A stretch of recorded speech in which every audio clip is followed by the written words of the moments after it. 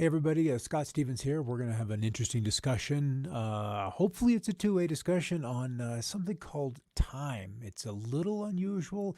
It's not something that let's just say we all live with it. We can't live without it, or we can't get out of it. That's just not possible. But time is something that we're born into, and it's kind of my belief and my understanding that we only have so many breaths. We have only have so many days on this life. But there's been plenty of talk and certainly a lot of movies about can you get around it? Can you avoid your time limits, or is this even something that we can maybe jump in between timelines or time streams? And this has honestly, it has fascinated me for a long time. So let's kind of pop on in here, and we'll bring up a slide or two. Good to see you guys coming on here. Karen, always good to see your smiley face now and again. Well, almost every day. So we're going to talk about time. And what I kind of want to know is this been a mission, a task, an ability that has been long ago accomplished, or is it a fantasy? And there's always a reason why you would want to keep something unattainable. For those who have attained it, then that would be telling and sharing and spilling your secrets. And so maybe telling somebody that you can do something is like showing them, your hand of cards in the middle of a game. And with the way the world is these days, there would be great reasons to not tell someone if you can view across time, if you can see outcomes ahead of time. World War I or World War II, basically. If we knew what the weather was going to be like on D-Day on June 6, 1944, then we would go ahead, we would plan, we would make a full-on beach assault on Omaha Beach and all those other beaches. There would be no concerns about it if you knew what the conditions would be like at landing time. Same with the shuttle launch, maybe with an election outcome. If you could see who was going to win and the steps and things that you needed to do to get to that end, then you would go forward with gusto because there would be no risk. You would know the outcome, and then that would kind of set the game ahead of time. Yeah, Doctor Who was a time travel. Karen, yes, he was, and that was honestly a show that I honestly kind of enjoyed. So I need to play this thing, otherwise I'm going to be kind of locked out of this. So here we go. Long ago accomplished or fantasy. Let's get through there. And this is just kind of the open. I think this topic, time travel, is in a way, it's completely out of my league. Yet it endlessly fascinates me. I imagine that the concept of time travel began the moment after someone uttered the statement, "I wish I would have." Or, "I sure would have liked to have been there for that." And these could be very small family related experiences, or something much bigger like the death of a loved one, or a global disaster that you would like to have warned other people about. These two statements, "I wish I would have," or "I would like to have been there for that," kind of cover many of the reasons that people have regrets. I wish I would have. So, or are we just expressing some kind of regret that one's behavior could or would be different if given a second chance? Certainly, the intelligence agencies in the military would like the capability to see across time because it makes the fog of war so much less uncertain. Then there's simply the entertainment value of having been there for whatever great event in history one might want to visit out of time. You were born in 1966, but you get to see Hitler give a speech. You get to go see Cleopatra. You get to go see one of Shakespeare's plays. It's like the world becomes a playground if that was a possibility, if you could do these things. So are these just considerations of what if it's already been done, or what are the ramifications if this is already a perfected technology? What if? So, how's your time machine coming along? Not very well, I'm afraid. Well, I've invented the first waste of a time machine, and then they sit down and enjoy some TV. So, when one is watching the classifieds, I suppose today it would be the Craigslist if you're looking for ads. So this one simply stated, "Wanted. Someone to go back in time with me. This is not a joke." And then there's the P.O. Box address, Prince George, British Columbia, zip code, and of course, And of course, you'll get paid after we get back, and you must, of course, bring your own weapon. Safety is not guaranteed, and I've only done this once before. But you've got to have someone to go through time with. So, as Vicky mentioned over here just a moment ago, yeah, 1942, the Philadelphia experiment or something like that. I can't say this was my first experience with a time-based movie, but maybe it was. I was just a freshman at college, and I remember the evening where we went out to Lawrence, Kansas, and went down to the theaters and watched the show, and it intrigued me. It really, really did, because there was some depth and some detail in the story that seemed kind of legit and in many, many ways seemed believable, because the outcome was not a fairy tale. It was, for those who participated, a little scary, and death met some of their outcomes, because it was an experiment. It wasn't a process that had been perfected, and so it was a U.S. Navy destroyer escort participates in a Navy invisibility experiment that inadvertently sends two sailors 40 years into the future. And I have to tell you, I've had a conversation with one of those two sailors. It's been a few years, but I've had a talk with one of these guys. So, 42 best time travel TV series. There's 42 of them. So this is not a topic that is just, that's made Hollywood some money. Doctor Who at the top of the list. Dark, which is ongoing on Netflix, I believe, right now. And we just finished season 2. Erased. Dick Gently's Holistic Detective Agency. Devs, Doctor Who. We're pretty familiar with Doctor Who simply because of how long running it's been. Life on Mars, and I don't want to say everybody's seen Lost, but a lot of us have seen Lost. Quantum Leap was a few years before that, from 1989 to 93. Dark Shadows, Russian Doll, on presently Terminator, where the guy drops out of a portal, boom, and in. And that Terminator storyline has shown up in some of the time viewing folks that have come back with pictures, with descriptions of potential timelines. And it's a little scary, because we end up with robots. We end up with a dystopian type of future. 12 Monkeys, the day Kennedy died, 11/22/63, and so forth and so on. Travelers, Torchwood, Tales from the Loop, Umbrella Academy, also on presently. Odyssey 5, Alcatraz, time travel. So, this is not an unfamiliar topic. So let's throw this in there. From Ben Rich, the second director of Lockheed's Skunk Works, and this he stated in 1993, so almost 30 years ago, we already have the means to travel among the stars, but these technologies are locked up in black projects, and it would take an act of God if we were to ever get them out to benefit humanity. Anything you can imagine, we already know how to do.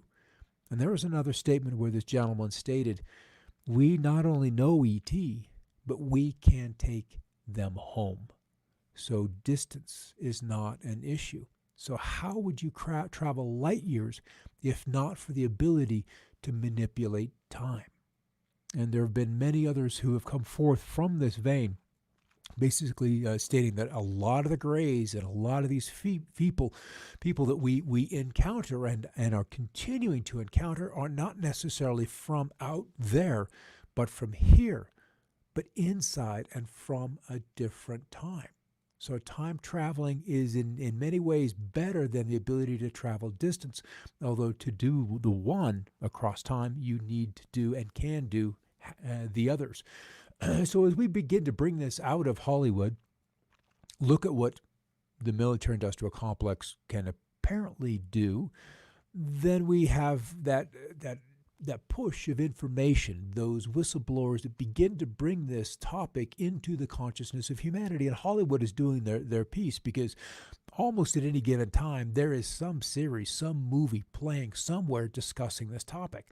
So from Wikipedia, which usually takes the contrarian point of view, the one that does not take anything hook, line, and sinker. We're going to stand off. It's curious, the editing that happens with Wikipedia. It's really, really curious. That is a whole nother show all by itself, is that entities and those entities which are behind Wikipedia. But there have been various accounts of people who allegedly traveled through time, reported by the press, or circulated on the internet. These reports have generally turned out to be either quote unquote hoaxes or to be based on incorrect assumptions, incomplete information, or interpretation of fiction as fact, many now being recognized, of course, as urban legends. And then here's the list. Here's the list, and it goes on. So, mobile device in 1943, present day hipster to 1941 bridge opening, Charlie Chaplin's time traveler, and list. This is a cool rabbit hole if you really wanted to get down. And then we have photographic evidence, because why go back in time if you can't retrieve, bring back with you, show evidence of your arrival and participation within the events that you have gone to see?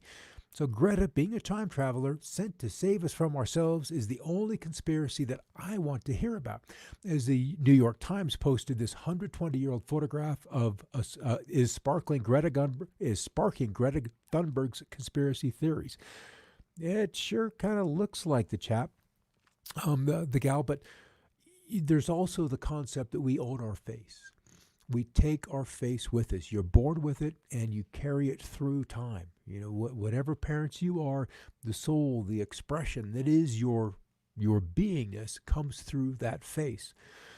So as we begin to scour through old photographs, testimonies of whistleblowers, and so forth and so on, we begin to see unusual technology in the hands of passerbys, folks that should not have a cell phone. Really? In the 1920s, 1930s, 1940s? And there are not just a few of these pictures, but what would this device be? And my question is, why would you use one of these if the network is not in place to pick up your call or someone else to call to? So I have to, I'm kind of curious about that one. And then there's this gal. She is in a striking number of photographs in very curious situations, but even for me, there's always somebody on the other side to take her picture inside the situation. So it's almost as if you need to go as a team to help one another out through situations that might get a little bit sticky. You might need to have a friend or a husband on your arm to get into situations, or just to introduce yourselves, not as a single person, in these kind of parties and gatherings.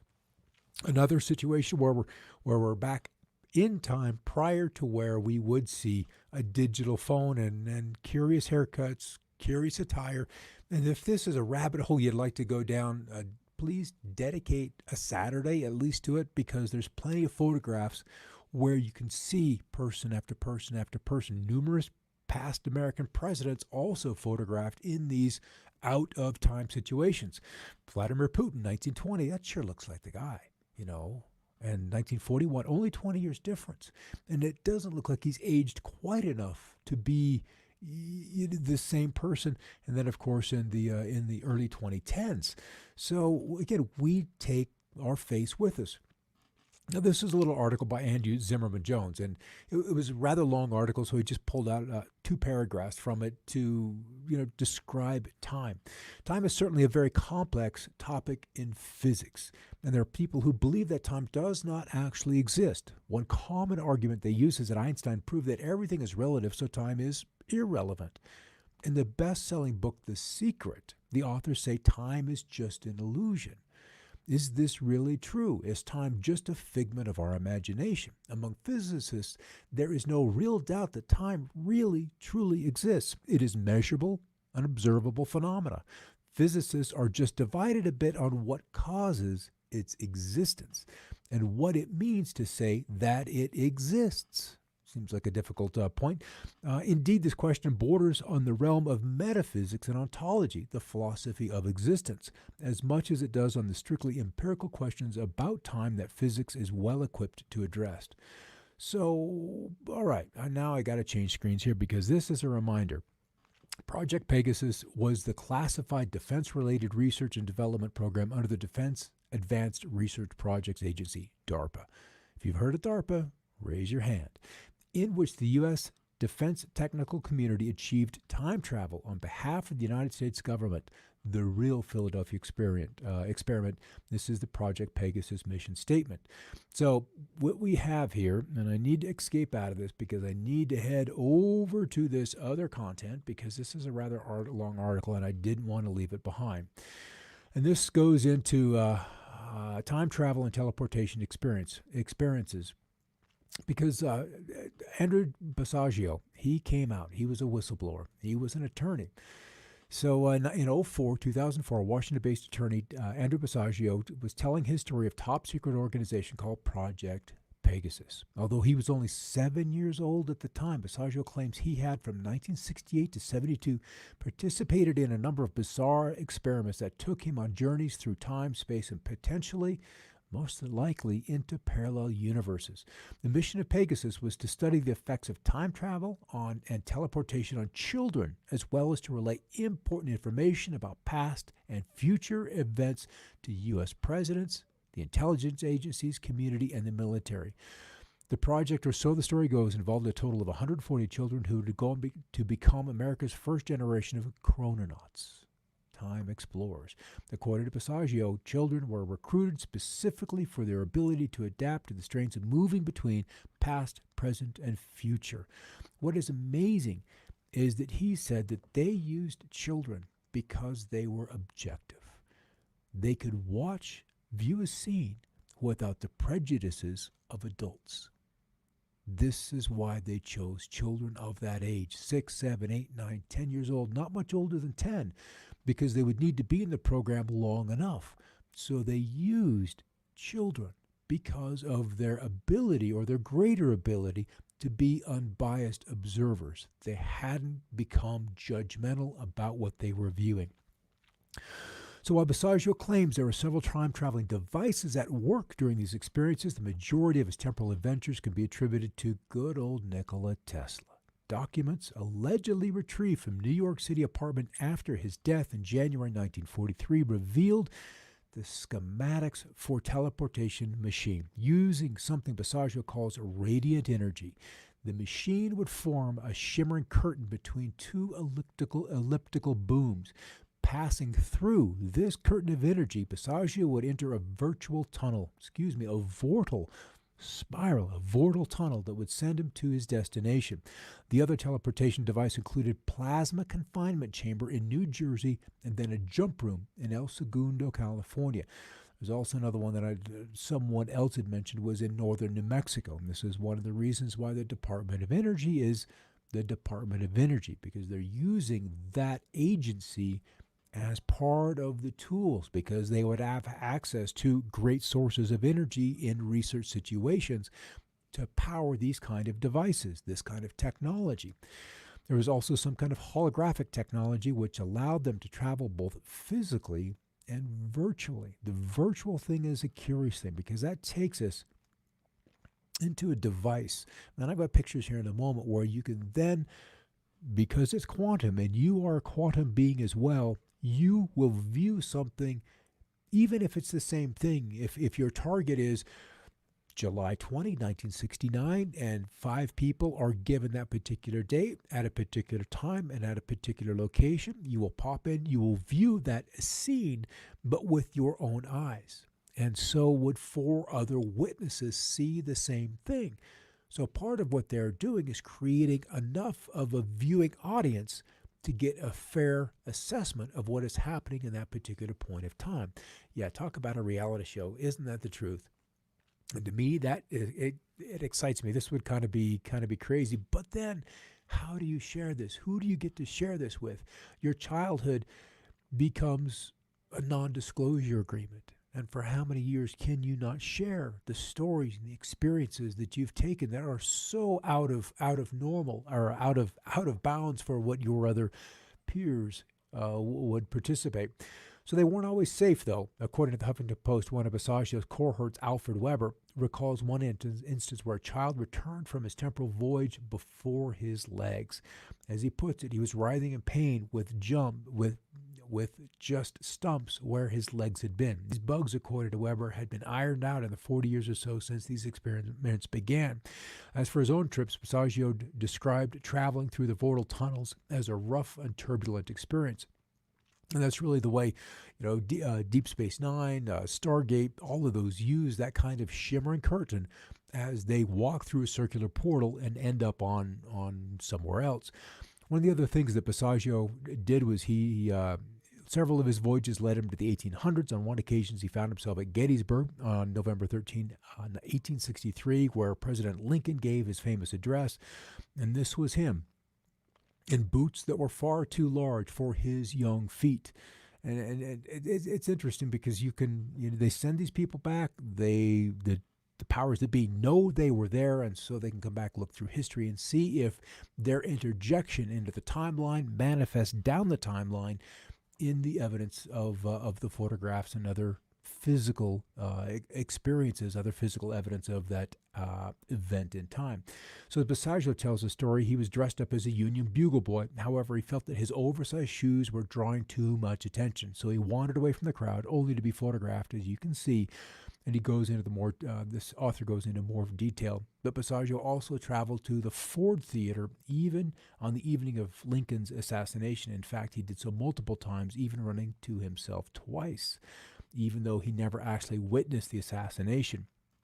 Interesting that you could run into yourself, but at least you would have the awareness to recognize it, and the others probably too, that you're all on the same mission. But if you were to see two or three of yourselves in a situation, you would realize that, okay, something is not right. We need to regroup and figure out how to accomplish the mission, accomplish the data. So he also said they went to Mars, and they had jump rooms to Mars. And I think it was Richard Hoagland talked about the face on Mars actually being the location upon which Earthlings would go through the wormhole, the jump rooms, and then literally within seconds end up on Mars and there to have their experience. So who needs spaceships? Who needs chemically powered SpaceX to get there when you've got this other technology? There's a public space program, and then there is everything else. In the 1980s, while working under Project Pegasus, he utilized the aforementioned jump room to teleport to the Red Planet, with the express mission of acting as an ambassador to the Martian civilization. His fellow travelers, William Stillings and President Obama, among others. During his escapades to the Red Planet, Passaggio claims he encountered many extraordinary things, not the least of which were towering dinosaurs, which he described as humanoid scorpion men. In fact, according to Passaggio, the roaming Martian dinosaurs were known to devour any humans who found themselves lost on the planet's surface. Indeed, to hear Passaggio tell it, Project Pegasus revealed Mars as an extraordinary and dangerous place. There are other whistleblowers where I've heard this too. The Mars is extraordinarily dangerous, and because water is so precious, so rare, that nearly all life is underground. There just is no risk of having that water evaporate or sublimate into the atmosphere. It's all held very, very, very tightly underground. So, and very quickly, because of that thing called time, we have NASA's image taken by the Curiosity rover on June 7, 2013. And what does this look like to you? I spotted an anomaly in 2015 pointing at the nostril area of what seems to be rows of teeth. And here, of course, let me circle that to you. And because it's so dry, there's so little rotting, degradation, things nearly fossilize at a very, very rapid pace because there's so little moisture and temperature, so cold on Earth. This is not the only photograph. I remember 2003, 2004, where I was just a fanatic looking at the rover's photographs that were released out. I got a library somewhere of these fascinating anomalies, and then even just what looks like a vertebrae of another beast, another animal, a large animal on the surface of Mars. So that's kind of where we are with that. I could go into the other timelines, but let's pop back up here and finish this baby because it's really kind of cool. So Pegasus studies time travel, and then the chronoscope. This is kind of where it began. It was invented by Frank Friedman at Oppenheimer. These were his birth and death dates, 1912 to 1995. So the chronoscope is based on the theory that every light particle or every photon is unique. It has a soul. It has what you might call a timestamp that will exist eternally. In other words, light particles are identifiable because each particle has a unique key, and that unique key relates to a certain point in time. It has an imprint. By grouping, sorting, and filtering on a certain time period, it's possible to view that certain time period. Frank Oppenheimer devised a so-called Oppenheimer time equation, which allowed him to put the theory into practice by creating the chronoscope. In contradiction to what some people might think, the chronoscope is not a time machine, but it is a time viewer. Of course, it's certainly possible to look in the past, although some experiments have given indication that looking into the future is also possible. He was working on a revision of his time equation that included future possibilities, and then his death in '95 halted the research into into part of the future. But as you open it, you can see in, and this was the quantum aspect, with the different viewers, the different people seeing different scenes, the same scene, but still with a unique point of view. And the Vatican has been interested in this as well.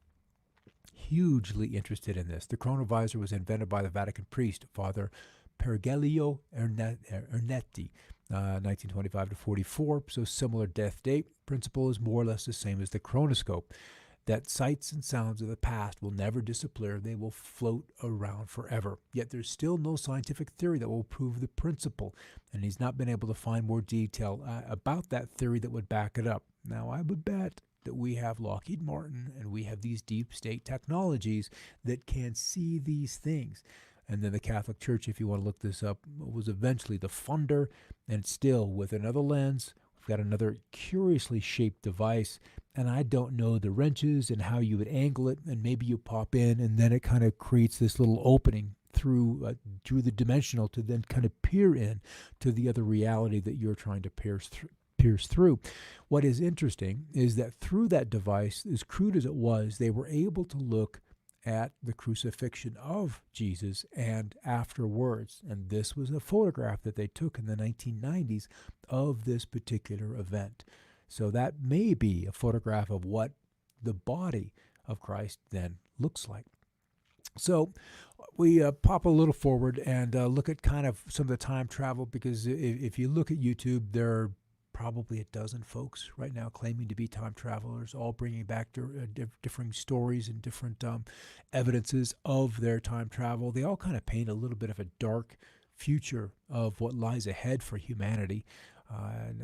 There are others that will see a different outcome, but that would absolutely engender an intervention of some grand and probably divine form. So time travel at its best is unsound. Having said that, it is not uncommon. This, and actually just was posted 2 or 3 days ago. Not only have there been humans and others who have made the journey, but basic quantum particles make the leap on a regular basis and seem to float around between past, present, and future according to their own nature. And again, remember, language cannot capture this phenomena in a meaningful manner. It can only provide an imperfect glimpse. Much like looking through these devices, you're all going to see something slightly different. Scientists tell us that most of the universe is made of matter and energy they define as dark. It is dark because it exists in the past and the future. We see its footprints, but not its essence. What I have found is that to journey into the past creates its own strangeness. For example, Hitler was assassinated 3 times in 1938. Each assassination was overturned by a higher power, which prevented this timeline from being changed. On the other hand, several events were changed if they did not affect the timeline, much the way a river would find inconsequential whether a rock was placed in place A or B. Visiting the future takes you to a realm of existence that is, well, terrifying. You will see things and participate in events that can truly make you insane. You're like, what is real and what is not? In the future, you see the hand of God. Such is seeing the destruction of the Three Gorges Dam. Knowing this is going to happen and that it is part of the plan means your role in the universe is very limited, yet in a way is releasing. The ability to control a timeline has always been, to me, the ultimate proof of a higher power. Next, a family who has 2 members who have strolled in time on a journey. Say hello to my gatekeeper. I will introduce him soon. Quite the young man. He has quite the past and quite the future in the past. Interesting that you could look at time in that kind of a way. So, in my teachings, what I've come across and decided were kind of the highest of what was going on. My teacher refers to it as the MEST worlds: matter, energy, space, and time. Matter is where we are. Physical matter. Energy resides, or at least can get as low as the astral realm, and that is powered with emotion, powered with desire. Space is the mental realm. And then time provides the gap between moments. So that time is on top. That creates the separation, creates the ego, separates us from a unity, which would then reside the next layer above in formlessness, where soul and consciousness and God reside. So that would be the task, is to take that consciousness and get it back up to that higher end. All right, and the bartender says, because we're going to end this with just a bit of a joke, "I'm sorry we don't serve time travelers here." And then the time traveler walks into the bar and, of course, gets the drink. All right, so this is kind of a topic that I really kind of find fascinating, and apparently Hollywood does too. There has to be some truth in it. The one thing I didn't even touch on, The Simpsons.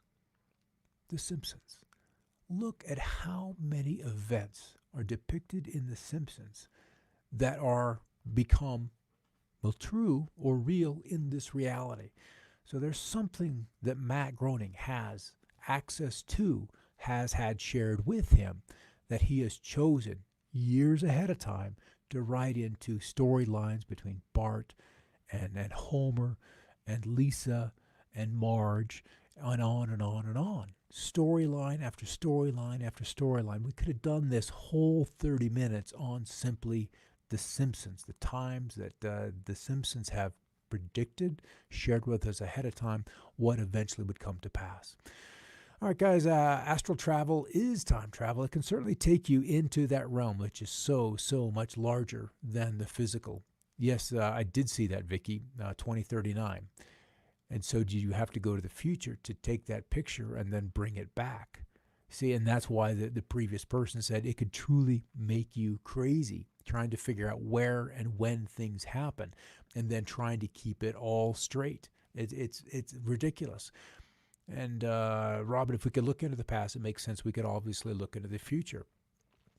And there's the Michael J. Fox Back to the Future movie as well. And there are interesting 9/11 drops that have happened, and they shared in that particular movie. So there was some foreknowledge of those kind of events as well. It's crazy. Time travel is everywhere through Hollywood if we kind of look, and karmically, they'll tell us it's happening. They won't admit it's happening. And that's our work to do on our own, is to figure that out. Yeah, topics for Star Trek shows. I agree. Became a huge Next Generation fan. Not so much the early Star Treks. That came a little bit later on after I appreciated and got my appreciation for Star Trek. Then I could look at the old stuff and not poo-poo the special effects. But the storylines is what you have to fall in love with. All right, guys, thanks for stopping by. How is it the powers be remain in power?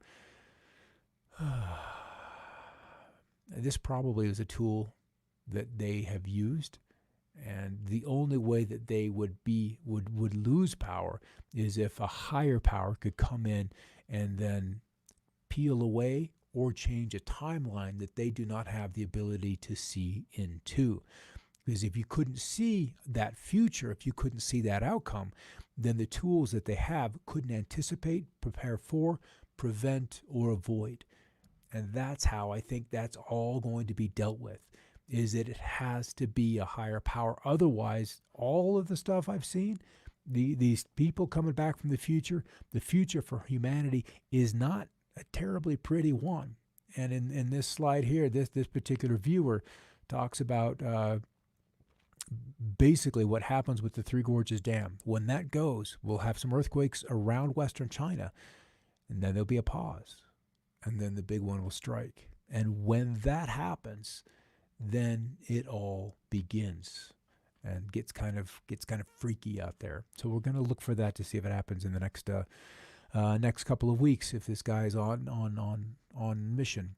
All right, hey, thanks for stopping by. I love to see your questions and your comments, and of course, if you're watching the replay, then hit #replay, and we can reply to your comments and questions. Yeah, Robin, it is fascinating. You know, it's a little science geeky in me that really enjoys these kind of topics. All right, have a great night, guys. And we do the weather show every 5 o'clock Mountain, and these shows on Monday and Wednesday. There's something you'd like for us to hit or talk about, hey, throw it in the comments as well, and we'll see if we can't get those addressed, because hey, it's a strange world out there, and I have a feeling it's going to get a whole lot stranger. So let's go through it together. All right. Have a great night, guys. Hey,